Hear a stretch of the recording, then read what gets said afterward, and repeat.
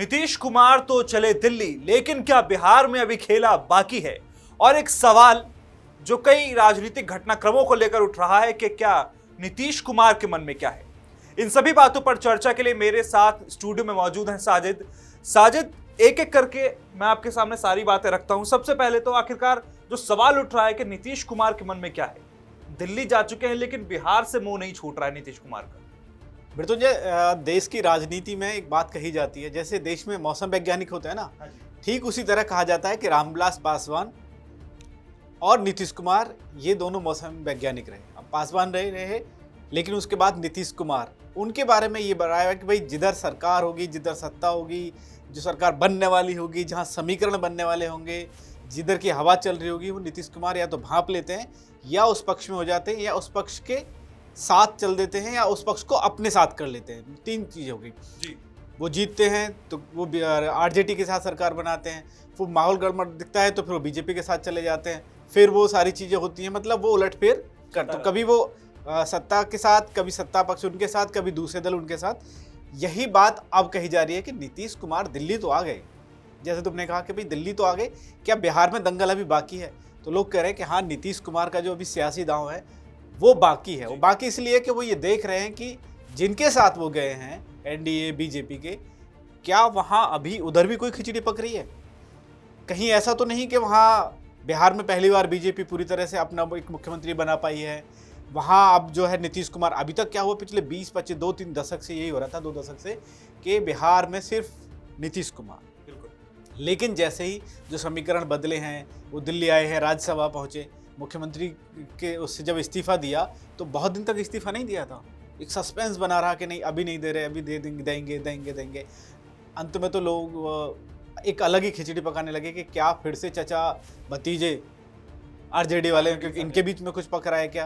क्योंकि ये लग रहा था कि भाई नहीं, वो इस्तीफा नहीं देना चाह रहे हैं। फिर बीच में ये आया कि भाई इस्तीफा देंगे तो, लेकिन ये भी कहा गया कि वो मुख्यमंत्री अपनी पसंद का चाह रहे हैं। और अभी तक की जो खबर है वो राजनीतिक हलकों में, या जो बीजेपी की तरफ से घोषणा हुई है सम्राट चौधरी को, आप ये समझ लीजिए कि लोग अभी भी यही कह रहे हैं कि वो फैसला बीजेपी का पारंपरिक तरीके वाला फैसला था ही नहीं, वो नीतीश कुमार के प्रेशर का फैसला है। सम्राट चौधरी, नीतीश कुमार की जिद, नीतीश कुमार की शर्त, और इस शर्त पे ही सारा मामला आगे हुआ है। तो मुझे भी लग रहा है कि नीतीश कुमार के मन में अभी कुछ चल रहा है, वो बिहार पूरी तरह से नहीं छोड़ना चाह रहे हैं। बीजेपी भले उनके साथ वो कह रही है कि नहीं सब चीज़ें ठीक हैं, ऐसा है वैसा है, लेकिन नीतीश कुमार के मन में है। हालांकि साजिद, जो उनकी जो बैठक हुई थी कार्यकर्ताओं के साथ, विधायकों के साथ, जो अंदर खाने खबर निकल के आई वो ये कि 200 सीटों का टारगेट उन्होंने अपने विधायकों को, कार्यकर्ताओं को दिया कि भैया इन पर फोकस करिए, इन पर, क्योंकि पिछली बार हमारी सीटें कम आई थी, हमने फिर भी गठबंधन किया, अब की बार हमें 200 सीटों का टारगेट लेकर के चलना है। यानी गठबंधन तो है लेकिन अपना फोकस रखना है 200 सीटों के ऊपर। तो आप इस चीज को इस तरह से देख लीजिए कि आपने बिहार छोड़ा लेकिन दिल अभी भी बिहार में लगा है। दिल्ली पहुंच गए लेकिन दिल बिहार में लगा है। और जो आप बता रहे हो, जो टारगेट दिया है, वही बात तब आई थी जब वो इस्तीफा देने जा रहे थे। तो उन्होंने कहा कि मैं भले ही दिल्ली जा रहा हूं लेकिन मेरा पूरा नियंत्रण, मेरी पूरी नज़र बिहार की सरकार पर रहेगी। 200 सीट का आंकड़ा इसलिए भी दिया गया है मृत्युंजय, उसके पीछे एक राजनीति ये है कि 2025 का जब ये चुनाव हुआ, बिहार का सारी चीज़ें हुई, तो भारतीय जनता पार्टी को 89 सीट करीब, शायद जहाँ तक मैं आंकड़ा याद कर रहा हूँ, 89 सीट, और इनके पास 85 सीट। आंकड़े के बावजूद बीजेपी उसमें रही ज़्यादा, भले ही 4 सीट थी, लेकिन वो बड़ा भाई नहीं बन पाई। नीतीश कुमार के उसमें सरकार में रहे, उनके नीचे साथ में नीचे मिलके या मुख्यमंत्री उधर से उनकर सारी चीज़ें करके सरकार चलानी पड़ी। बड़े भाई की भूमिका में वो अभी आ पाए।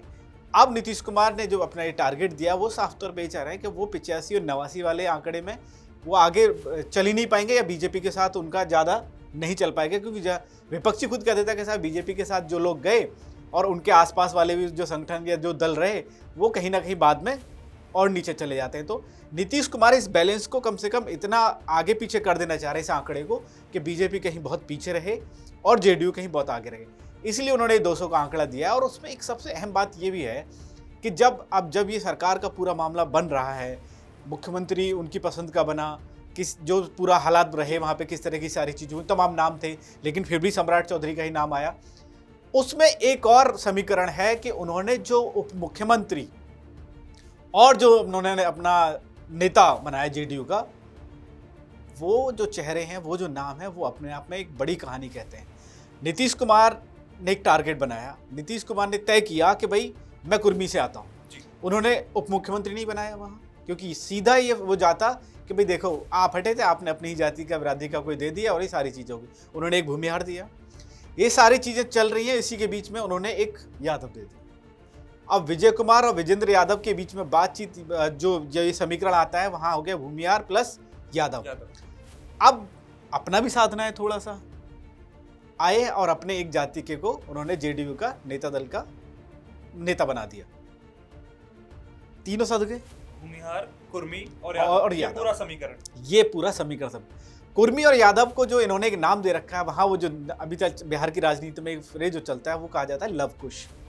तो लव कुश के साथ उन्होंने भूमिहार भी जोड़ दिया, तो एक पूरा सियासी समीकरण जो उन्होंने सिद्ध कर दिया और ये तैयार कर दिया, क्योंकि वो समझ रहे हैं कि दिल्ली कितने दिन के लिए, या अभी बेटे की राजनीति का पूरा भविष्य है ना भाई। आप तो चले गए, आपने आपने 20-21 साल जो है पूरा सब चीजें देख ली कर लिया, लेकिन बेटे को तो अधर में नहीं छोड़ सकते, पार्टी को भी नहीं छोड़ सकते। जिस तरह से पिछले कुछ दिनों में 2-3 चेहरे, चाहे ललन सिंह हो, चाहे दूसरे और भी नेता रहे हों, कभी लगा कि भाई उनका झुकाव थोड़ा सा सहयोगी दलों की तरफ है, कहीं ऐसा ना हो कि पार्टी टूट जाए। तो ये सारी चीजें उन्होंने देखी और एक फैसला जो उन्होंने लिया कि बेटे को नहीं दिलवाया, यानी वो ये अभी भी वहाँ उन्होंने जताने की कोशिश की कि मैंने अपनी जाति को ज़्यादा वो नहीं दिया, मैंने परिवारवाद को थोड़ा सा दूर रखा, लेकिन पार्टी और बिहार को नहीं छोड़ सकता। हालांकि अब देखिए निशांत कुमार 3 मई से एक यात्रा भी शुरू करें, पश्चिमी चंपारण से वो यात्रा शुरू होने वाली है और तमाम कार्यकर्ताओं के साथ मुलाकात होगी, कई जिलों से यात्रा निकल के जाएगी। और क्या ये माना जा सकता है साजिद, ये जो यात्रा है, क्योंकि नीतीश कुमार खुद भी इस यात्रा में शामिल रहेंगे निशांत के साथ, तो क्या बाप बेटे इस यात्रा के जरिए एक अलग सियासी पटकथा लिखने की कोशिश कर रहे हैं बिहार की राजनीति? ये जो आपने कहा ना कि दोनों साथ रहेंगे, ये बड़ी बात है। इसके पीछे जो संदेश है और इसके पीछे की जो पूरी प्लानिंग या कह दिए निहितार्थ है, नीतीश की इस रणनीति का जो निहितार्थ है, वो ये समझ लीजिए, वो यही है कि भाई दिल्ली पहुंच गया हूँ, बिहार नहीं छोड़ूंगा, पार्टी नहीं छोड़ रहा हूँ।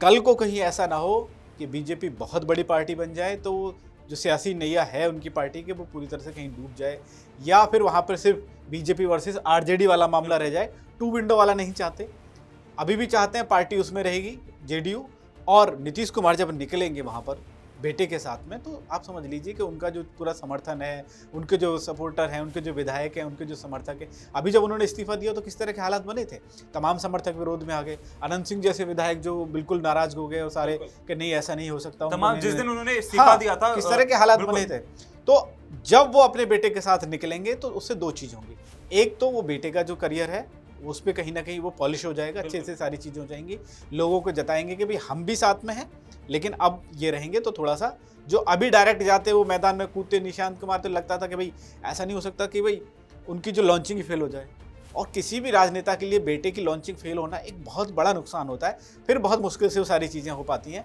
वो हमने तमाम राजनेता, राजनीतिक दल और उनके बच्चे और उन सबको देखा, तमाम चेहरे ऐसे रहे, तो वो सब चीज़ें नहीं चाहते। आनंद कुमार उसमें बीएसपी में तो उनके खुद भतीजे, कई बार सारी चीज़ें हो के भी चीज़ें गड़बड़ होती चली गई, तो ऐसी कोई भी चीज़ नहीं होनी चाहिए। अब जब नीतीश निकलेंगे, बेटे के साथ रहेंगे, तो बिहार की जनता भावुक तौर पे वो सारी चीज़ रखेगी, और एक मैसेज ये भी जाएगा कि दिल्ली भले ही चलेगी, लेकिन भाई बिहार अभी भी हमारे दिल में, ये सारी चीज़ रहेंगी। और अब देखिए आने वाले चुनाव में भी ये रहेगा। मैं फिर बार बार वही कह रहा हूँ कि वो बड़े भाई वाली भूमिका अभी भी नीतीश कुमार नहीं छोड़ना चाहते किसी भी तरह से, यानी किंग मेकर की भूमिका नहीं, ऑलवेज किंग वाला मामला नीतीश कुमार चाहते हैं। तो नीतीश कुमार ने तो तय कर लिया है कि बिहार में उनका योगदान क्या रहेगा, या बिहार की राजनीति में वो कतई पीछे हटने को भी राजी नहीं है, भले ही उन्हें दिल्ली बुला लिया गया है। साजिद, एक आखिरी सवाल, और क्या अब आरजेडी और जेडीयू के बीच में जिस तरीके की दरार है, एक खाई है, क्या ऐसा हो सकता है कि आगे आने वाले वक्त में कभी ऐसा हो कि फिर से एक साथ आ जाएं? क्योंकि हमने अभी हाल फिलहाल में ऐसी चीजें देखी हैं, सियासी घटनाक्रम लगातार इस बात को बताते हैं।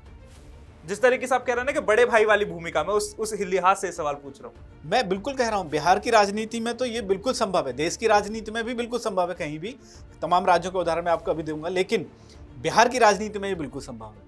अभी भी जब ये चीज़ें हुई, उन्होंने जब मुख्यमंत्री से इस्तीफा देने की खबरें निकली, सारी चीज़ें हुई, तो आरजेडी की तरफ से ये मैसेज किया गया ये बातचीत का सिलसिला शुरू करने की कोशिश की गई। कई नेताओं से संपर्क भी साधा गया कि भाई हम उनको जो है उसी भूमिका में रखेंगे जिसमें वो हैं, जो वो चाहते हैं। और तेजस्वी तो बार बार भी गए, भाई हम तो चाचा का शुरू से सम्मान करते थे। चाचा भतीजे वाली जब वो चीज़ें आएगी, और अगर बाद में खुद नीतीश कुमार को या जेडीयू वालों को ये लगा कि भाई बीजेपी अब बड़ा भाई बनने के साथ साथ हम उनको साइड भी करने की कोशिश कर रही है, तो नीतीश अपना पुराना दाव चलने से नहीं चुकेंगे, ये तय है। और राजनीति में ये एक सबसे बड़ी बात ये भी कि ना तो कोई किसी का कोई परमानेंट दुश्मन है ना दोस्त है। अभी आप महाराष्ट्र में देख लीजिए, ठाकरे बंधु लगातार सारी चीज़ें हुई, अलगा वो मिल गए ना, भले परिणाम नहीं आया लेकिन वो कम से कम एक रास्ता था, एक दरवाज़ा जो बंद था वो खुल गया, वहाँ सारी चीज़ें हो गई। ऐसे ऐसे तमाम दल मिलते हैं। शिवसेना कांग्रेस के लिए किसने सोचा था कि कभी मिल पाएंगे, सारी चीज़ें हो जाएंगी। बीएसपी और सपा के लिए भी एक बार यहाँ यूपी में ये सारी चीज़ें हो चुकी हैं। हरियाणा की पॉलिटिक्स में भी यही सब रहा कि भाई गठबंधन में रहे तो चीज़ें खराब हो गई थी, अब नहीं जाएंगे, लेकिन फिर सारी चीज़ें होती हैं। आरजेडी और जेडीयू का भी मामला यही है। हमारे यहाँ यूपी की बात कर रहे हैं तो आरएलडी और बीजेपी। बिल्कुल, जयंत चौधरी तो कहते थे कि भाई मैं चवन्नी और सिक्का थोड़ी पलट जाऊंगा लेकिन जब चीज़ें राजनीति में जब किसी को मौका मिलता है, जब अवसर मिलता है तो वो नहीं चूकता। इसलिए मैं कह रहा हूँ कि बिहार में भी अगर ऐसा कुछ घटनाक्रम बना, नीतीश कुमार इसलिए 200 सीट का आंकड़ा लेके चल रहे हैं कि वो अब उस वाली स्थिति में नहीं आना चाहते कि उनको बीजेपी से डील करनी पड़े, है ना, वहाँ कुछ नेगोशिएट करें या उनकी शर्तें माननी पड़े। नहीं, या तो उस भूमिका में आओ कि भाई इतने बड़े हो जाओ कि थोड़ी बहुत जरूरत पड़ेगी आरजेडी, कांग्रेस, बाकी इन दलों के साथ मिलकर फिर से सत्ता में आ जाएंगे, या बीजेपी के भी साथ रहेंगे तो रहेंगे बड़े भाई बनकर। रहेंगे बड़े भाई बनकर। तो नीतीश कुमार तो अपने दांव चल रहे हैं, लेकिन देखना होगा कि आखिर उनके ये दांव कितने रंग लाते हैं।